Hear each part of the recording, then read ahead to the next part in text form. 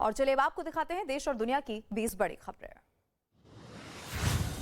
उत्तराखंड के उत्तरकाशी में भारी बर्फबारी के बाद गंगोत्री हाईवे पूरी तरीके से बंद हो चुका है। कई लिंक मार्ग भी बंद हो चुके हैं। पहाड़ों पर चारों ओर बर्फ की मोटी चादर जमी हुई है। सड़कों पर कई फीट तक बर्फ जम चुकी है। बीआरओ और लोक निर्माण विभाग की टीम मशीन से बर्फ को हटाने में जुटी हुई है। हालांकि हाईवे बंद होने से लोगों की परेशानी भी यहाँ पर बढ़ चुकी है। उत्तराखंड में भारी बर्फबारी ने समस्याएं बढ़ा दी हैं। चमोली में हर तरफ बर्फ ही बर्फ नजर आ रही है। सड़क पर बर्फ जमने से फिसलन भी हो चुकी है और जिससे गाड़ी चलाने में सबसे ज्यादा लोगों को मुश्किल का सामना करना पड़ रहा है। सड़क पर बर्फ जमने से जोशीमठ, औली और चमोली कुंड हाईवे बंद हो चुका है और जिससे सड़क पर गाड़ियों की लंबी कतार भी लग गई है। बर्फ के कारण जरूरी सामानों की सप्लाई भी प्रभावित हुई। हिमाचल प्रदेश के लाहौल स्पीति में भारी बर्फबारी हो रही है। सड़क पर कई फीट तक मोटी बर्फ की चादर जमी हुई नजर आई। बर्फबारी से पूरे इलाके में ठंड भी बढ़ चुकी है और जिस वजह से लोगों को भारी परेशानी का सामना भी करना पड़ रहा है। बर्फबारी से सड़कों पर फिसलन भी बढ़ गई है और जिससे गाड़ी चलाने में परेशानी हो रही है। लोग घरों की छतों और सड़कों से बर्फ भी हटाते हुए देखे गए।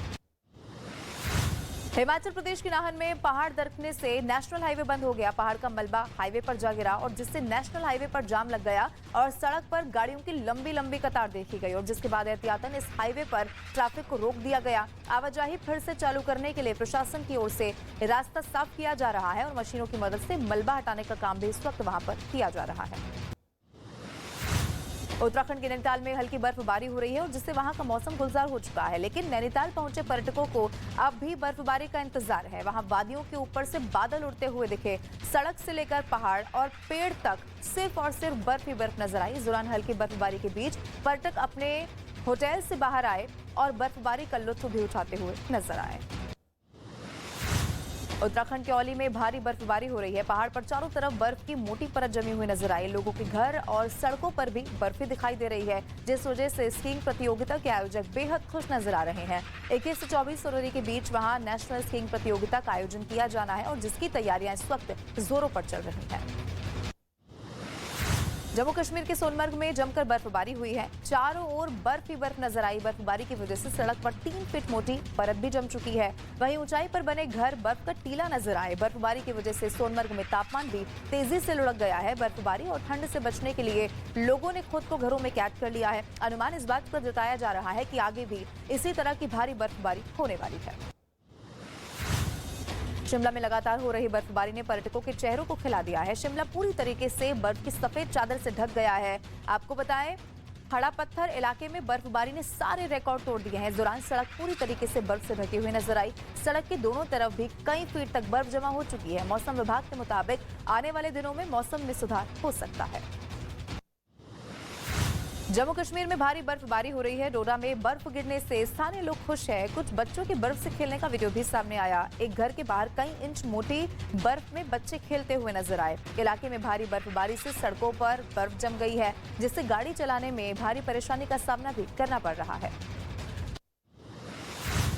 उत्तर प्रदेश के आगरा में लॉरेंस बिश्नोई गैंग के 3 बदमाशों को गिरफ्तार कर लिया गया है। आरोपियों के पास से 3 पिस्टल, 6 मैगजीन और साथ ही 7 कारतूस बरामद कर लिए गए हैं। इन लोगों पर जयपुर के एक होटल में फायरिंग करने का भी आरोप है। इस घटना का सीसीटीवी वीडियो भी सामने आया। इस मामले में राजस्थान पुलिस उनकी तलाश भी कर रही थी। दिल्ली के पश्चिम विहार इलाके में एक महिला की गोली मारकर हत्या कर दी गई। बताया गया कि महिला अपने ऑफिस से घर लौट रही थी कि तभी हमलावर ने उसे गोली मार दी और फरार वहां से हो गए। घटना की जानकारी मिलते ही पुलिस मौके पर पहुंच गई और आरोपियों की गिरफ्तारी की कोशिश में जुट गई। महिला एक ऑनलाइन शॉपिंग कंपनी के कुरियर डिपार्टमेंट में काम करती थी।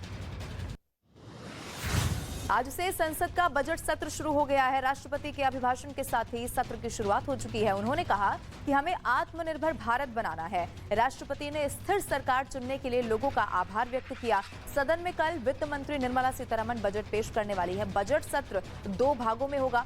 पहला भाग 13 फरवरी तक चलेगा, जबकि दूसरा भाग 13 मार्च से 6 अप्रैल तक चलेगा।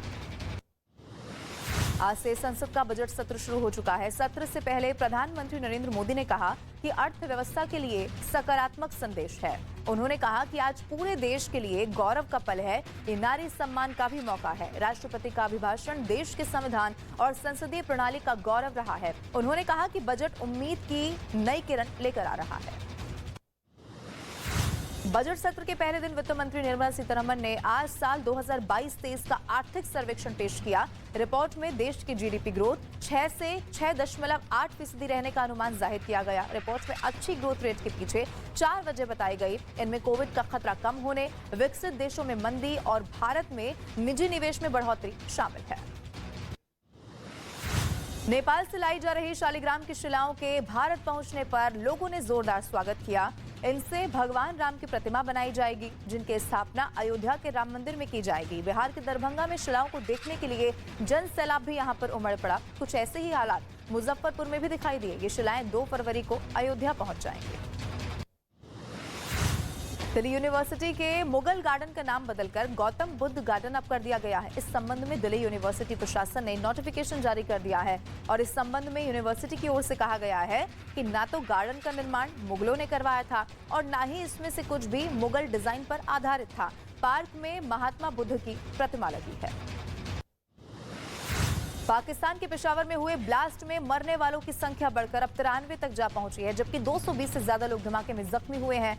मस्जिद में नमाज के बाद आत्मघाती हमलावर ने खुद को बम से उड़ा लिया था। ब्लास्ट इतना जबरदस्त था कि मस्जिद का एक बड़ा हिस्सा यहां से ढह गया। हादसे में 93 लोगों की मौत हो गई, जबकि 221 लोग जख्मी बताए जा रहे हैं। खासा आर्थिक हालातों से गुजर रहे पाकिस्तान के लोगों को भारत की याद सता रही है। लोग प्रधानमंत्री मोदी और भारत की तरक्की की बातें वहां पर कर रहे हैं। पाकिस्तान के YouTube चैनल्स पर लोग अपने हुक्मरानों को भला बुरा कह रहे हैं, तो वहीं दोनों देशों की आजादी के 75 साल पूरे होने के बाद तरक्की में खुद को भारत से काफी पीछे भी बता रहे हैं।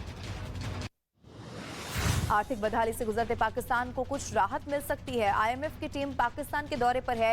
ये टीम 9 फरवरी तक पाकिस्तान में रहने वाली है। इस दौरान पाकिस्तान वित्तीय संकट से निपटने के लिए IMF की टीम के सामने अपना प्लान पेश करेगा। माना यह जा रहा है कि इससे पाकिस्तान को आर्थिक संकट से निकलने में मदद मिल सकती है।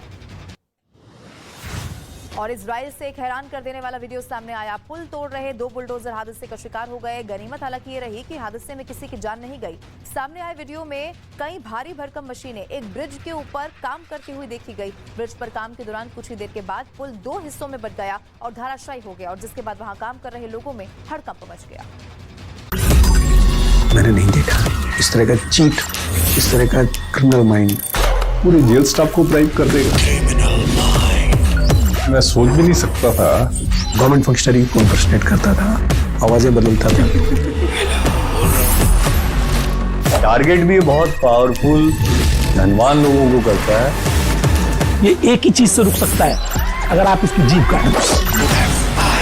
न्यूज चैनलों के इतिहास में पहली बार न्यूज 18 इंडिया की web series FIR number 208 streaming 3rd February 9 PM